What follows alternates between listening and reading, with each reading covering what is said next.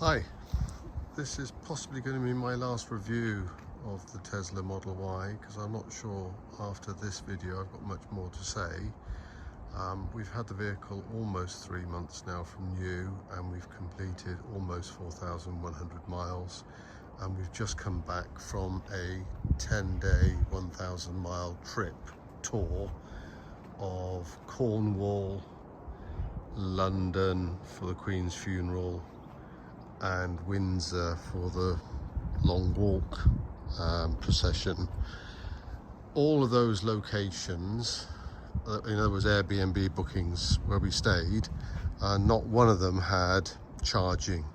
So the trip we've just been on, in excess of 1,000 miles, over 10 days or more, where I have done all of the driving, and that's a bit of a first because it's not my car, it's my wife's car. For the past 2.5 months it's been primarily her driving it, and the reviews and the comments I've made have been from sort of short trips, relatively short trips that I've conducted in the vehicle. So the relevance of this review is nearly 3 months, 4,100 miles, and I have just driven it with my wife, but I've done the driving for 1,000 miles over the last 10 days. And we've stayed at 3 locations, not one of which had charging. And I thought it was time to give a sort of sum up review of the vehicle after this period of ownership. And I've made some notes because I don't want to sort of miss things that I'm going to need to say here. So I've got my iPad there with some notes made. I think from the top, let's just get some headlines out of the way, because I don't want you to have to wait till the end to get the headlines. This car has been faultless. And I'm really surprised myself. I was fully expecting hassle and grief. I really was. And to be honest, and I would have put up with some hassle and grief because I was expecting it. And we had nothing, literally nothing. There's nothing to moan about. My wife originally didn't want it, I wasn't sure about it. She didn't want it. She ordered it's raining, by the way, but anyway, that's life. We need a bit of rain. She ordered and put her name down for the new Macan EV about 2 years ago. When we first heard Porsche were developing a Macan EV, we put our name down for it because she had a Macan, and she had a Macan for the last 8 years. And it a bit like the Cybertruck, it looked like it was just never going to happen, or it'll be years away. And I think it is still about probably a year or 18 months before we get to see it, and then probably 2 to 3 years before we actually get it. So when this became available last year, we ordered it straight away because I said, look, let's give it a go. It is the leading brand, and if nothing else, run it for a couple of years, and if you don't like it, then we'll put it in for the Macan. So we were reluctant. My wife was definitely reluctant. She really didn't want it at all. She actually quoted, I sort of forced her. But on this trip, she actually, she's not one for compliments, believe me. She actually said the following words: "This is a no-fuss car."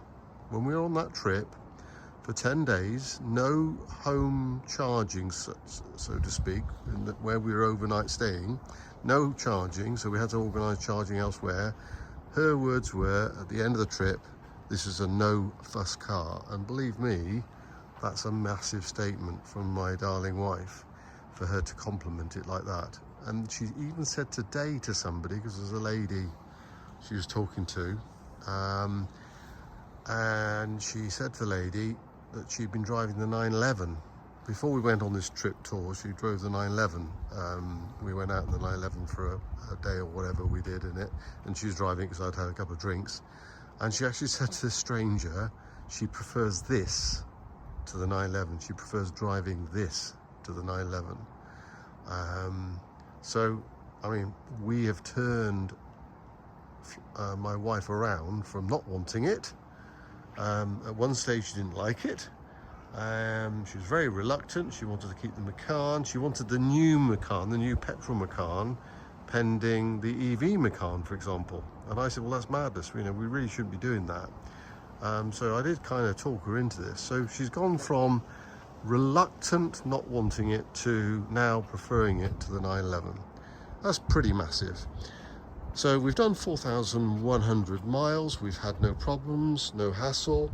I'm just looking at my notes here. Oh, the key thing I almost can't get my head around, because I'm a bit of a car person. I'm very sort of critical of cars. I'm very in tune with cars. I'm not a professional or anything. But the key thing for me, and I've driven several EVs before. We had a I-Pace, and we test drove others. We've also specifically hybrid vehicles, but even just electric cars that we tried, alternative, competitive cars. The massive observation I made with them is that you could feel the weight of the battery. Immediately you started driving an EV car, you could feel you were carrying like a lead weight under the vehicle. It felt heavy in every respect, in every regard. This car does not. Let me stress this. I don't know how they've done it, but Tesla, bear in mind, Tesla is a new manufacturer. They don't have the heritage of all the other big brands. They don't have 100 years of honing technology and techniques and suspension systems under their belt. They don't have that. But this car feels light. You do not feel you're carrying a big lump weight underneath it at all. It's I don't know how they've done it. It's staggering. And I must emphasize that to anybody considering one of these. There is no downside that I can find. It really is. Bear in mind, we've had no issues, we've had no reliability problems, we've had no failures either, which is a big plus, because we were expecting that. It's somehow with the new suspension, because they've done something to the suspension, the ride is brilliant. It's also quiet on the road. 911s in the garage there. 911s are notorious for being very noisy on the road, and that 911 is no exception. It's got great big wide wheels, wide tyres.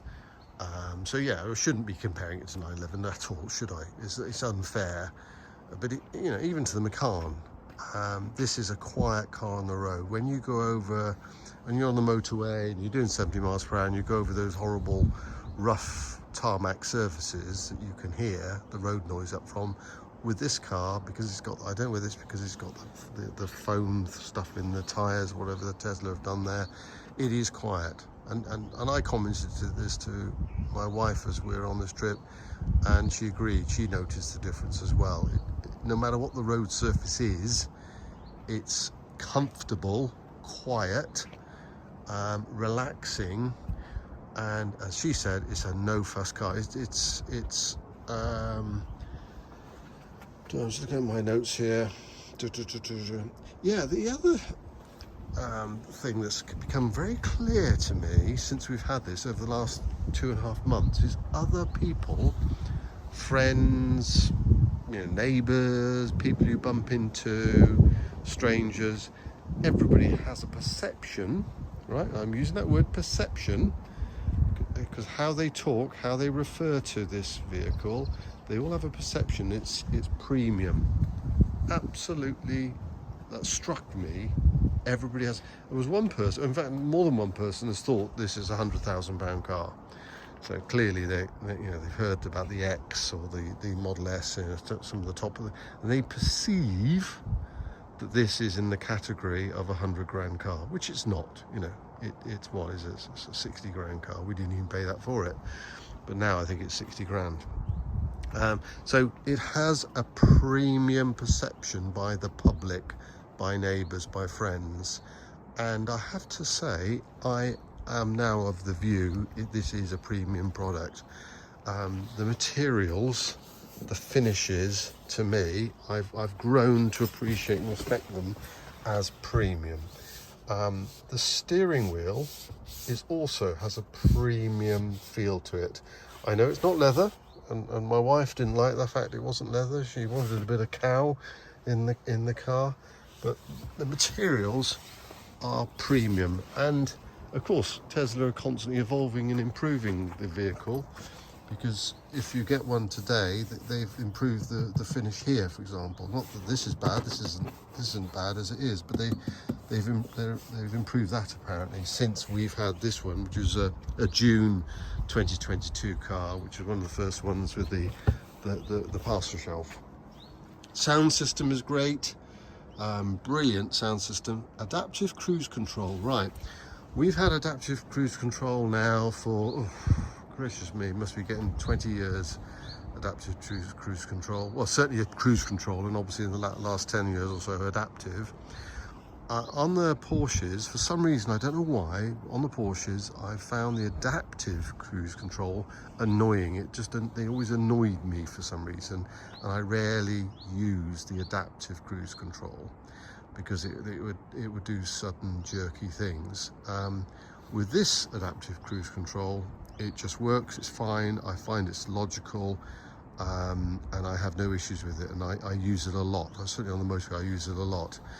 I did find that if you had been going through some towns slow and you had it on the short gap, and then you left it on that short gap on the motorway, which obviously isn't the right setting, and you hadn't adjusted it back, it did do a couple of quirky things. So like any technology, there are quirks. So of course I put that straight back to 7 because that's like the safest distance. And yeah, the adaptive cruise control on this vehicle doesn't annoy me, which did on others. So I now want to talk about sort of other notes from our 10-day trip. Charging. So clearly we had to do charging. Sweeping statement, let's be really quick on this, is Tesla superchargers, painless, smooth, easy. Grid serve, Exeter Services grid serve, for example, brilliant, really easy. Just rock up, tap your watch against the thing. And I'm not talking about costs here. I know costs have gone up. I know things are expensive. You know, all of that. Forget costs. I'm not going to debate that. I'm talking about if you're transitioning from petrol diesel to an EV car and you're worried about inconvenience, forget it. If you stick to main sort of, because you know, for the first 2 months of this, having this vehicle, we never needed to use public charging, because you leave the house with 260 mile range, and at 80%, and if you put it to 100%, of course it goes to 300 odd. So we apart from novelty trying it out, we never used public. On this trip, of course, we did need to use it. Do not think that there's a disadvantage or hassle or grief, particularly with Tesla and GridServe. Other suppliers, because I sort of thought as we're going to be doing this review, as we were down in Cornwall, and for various other reasons, I did try other chargers, and the Genie point I found to be disastrous. I mean, they got some major problems, I think. It was just painful. PlugShare at Eden Project, so that was at Loo. Genie point at Loo, disastrous. PlugShare at Eden Project, that was all fine, that was quick, it was easy via QR code. And of course, I went on this trip, I started this trip without any apps. So I wasn't registered, hadn't organised anything, hadn't planned a thing. So I literally we went down to Cornwall, and we just rolled the dice. We rolled the dice, took the risks, and why not? Instavolt Padstow, that was good, that was fast, really fast. And you know, you're talking about have a cup of coffee and have a pee and you're done. You know, you've put enough in there to give yourself a really safe margin. I went on the logic because of the Queen's funeral and the Queen's lying in state thing, which by the way we did do. We actually did the lying in state, you know, we queued up for 30.5 hours because we weren't sure about what was happening with that, whether we'd sort of quickly dash up to London to get into that if they changed any of their plans. I like to keep some fuel, some energy in the car just in case we had to do a mad dash. And that would have been up home first before going to London, which would have been a big long trip. So I was topping up. Pod point fine. So that just gives you an idea of some of the chargers. Now, the other thing I found on this long trip is, unlike a lot of cars, is if you're just driving in Cornwall 40-50 mile per hour roads, 20, 30, 40, 50, and you want some air in the vehicle, obviously you've got all the fans and everything else like that if you want to, of course you've got all of that. But I found you have the window down here somewhere, somewhere sort of between there and there, lots of fresh air coming in a car, and you didn't have buffeting and it wasn't noisy, it was quiet. I'm going to close these doors actually because it is just getting a bit too wet out here with the rain. Oh, well, at least it's not leather. It's nothing there, I'll just wipe it down after this video. I did like, bearing in mind we would be going, say, to Rick Stein's seafood restaurant or something, or whatever, and we'd plug it in to give it a little bit of a top-up charge and pay. I did like the fact that the app on the phone told you charging has started, told you where you were on your charging, and told you, it sort of communicated with you, checked. That was just all brilliant. And the one venue we stayed at for sort of 6 nights in Cornwall was like a cliff top location. It was 120 steps down the cliff to the sort of chalet thing we were staying in. Oh, and one of you asked for details on that, which I will share. Sorry, I haven't got around to that. So we were a long distance away from the car. And there was no chance of charging anywhere. I mean, the nearest charger was like 10 miles away. Zero issues, but in the morning when the sun was shining or whatever, yes, you can precondition the car and all of that, I get that. But I found if it's not raining, which obviously tonight it is, if we were down in the chalet, which was down the cliff edge, 120 steps away, long hike up the hill to get back to the car, before we went out, I would sort of 10 minutes, half an hour before, just vent the windows, use the app, and when you vent the windows, they just pop down to here and just put some fresh air in the car, lets any heat out if the sun's been shining on it. Love that. All of that sort of functionality, absolutely brilliant. I think I've already mentioned in the other videos I've done about this, when I did a short one of our trip down in Cornwall, but I must emphasize, we were going through lots of little sort of old fishing villages, little hamlets, where very narrow lanes, and you're going through in this, nobody, it was really like respectful of all the, it wasn't packed with tourists. It was surprising how many were, actually, surprising how busy it was, but you just felt it was right going through there and parking with the general public, because you're not polluting, you're not making any noise, you're not interrupting them, and you could have the window down and you could hear more and be more engaged with the heritage and the environment. That was nice, that was noticeable. And then of course when you're in these little fishing villages and an ice car goes past, belching out fumes like the 911, you do sort of start to come to think, and you get back in this and you start to realise that that engine there has got what, 3,000 moving parts, it's got 6 cylinders, if an average of 2,000 RPM as you're going along the road, that's 2,000 times a minute. You've got little explosions going on inside the engine to create the power and the forward motion. When you live with this, you start to realise, or start to think and reflect, that that's like dinosaur, Neanderthal technology, particularly the Land Rover, which the wife's gone out in tonight. I managed to talk her into that. She wasn't very happy because I wanted to do this video. Thank you very much. So she took the Land Rover, and that is just a disaster on wheels in terms of the planet, and the I'm always amazed it starts and gets me back home, frankly, that thing. But I love it to bits. I love the 911. I love the old Land Rover, but this whole future is like, you know, why haven't we done this before? Why is this taken so long to come around? It's really, really eye-opening to me. And I think I'm not sure I'm going to be doing any more videos because I don't know what more to say. You know, I can't fault it. I can get away with driving this faster than the 911, because the trouble, I don't know, you know, the reality of 911s is fine when you're on your own, but when you've got passengers, or particularly the darling wife, you start to have a bit of fun in the 911, you get told off. You know, you literally get told off. You know, they don't like it because, you know, they see you as some sort of boy racer hooligan going around the bends, even though you're not breaking the speed limit.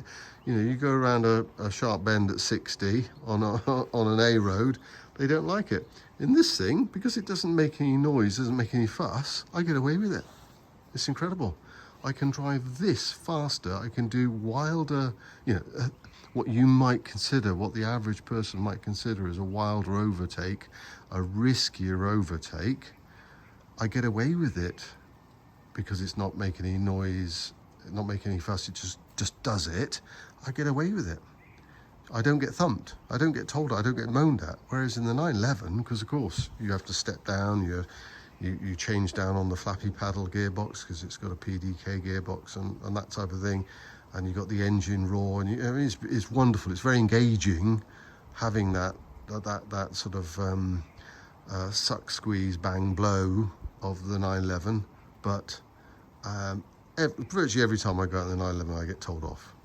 In this, down in Cornwall, okay, we're in Cornwall, I wasn't doing that, but there were occasions when we'd be coming back on a quiet evening, nice roads, because also there are some brilliant roads down there. It didn't raise an eyebrow. I got away with some fun driving, some fast fun driving, and it is fast. You put that into standard mode, and oh boy, Jove, it is fast. So yeah, there you are. Far better than we expected. Zero problems. It is, bear in mind, it is an iPhone on wheels, so there's bound to be things with firmware upgrades, software upgrades. There's bound to be things. You know, I'm sure over the next few months there will be, you know, little things. But so far, speak as you find, zero. So there you are. Thanks.